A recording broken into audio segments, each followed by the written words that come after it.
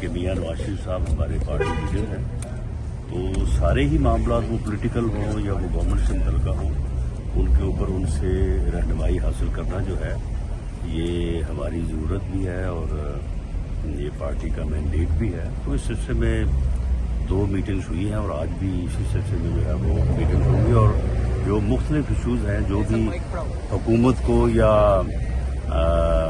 Government کو یا party کو درپیش ہیں تو وہ سبھی معاملات کے اوپر بات ہوتی ہے۔ امن و امان کی صورتحال پیدا ہو سکتی ہے عمران خان اگر 20 لاکھ بندے کہتے ہیں میں لے آؤں؟ وہ یار 20 لاکھ وہ کہاں سے لے آئے گا؟ وہ 2014 میں جب وہ پیک پہ تھا، کوئی فرح خان کا کوئی اور دوسری لان تان اس کے ذمہ نہیں تھی، کیونکہ وہ پہلے گورنمنٹ میں کبھی نہیں رہا تھا۔ اب تو 101 کوشچن جو ہے وہ اس کے اوپر اٹھائے جا سکتے ہیں، اٹھائے جا رہے ہیں، تو وہ کہاں سے 20 لاکھ لے آئے گا؟ یہ تو گورنمنٹ کا فیصلہ ہے، اتحادی گورنمنٹ ہے، اور جو کیبنٹ کنسنسس سے ڈیسیژن کرے گی۔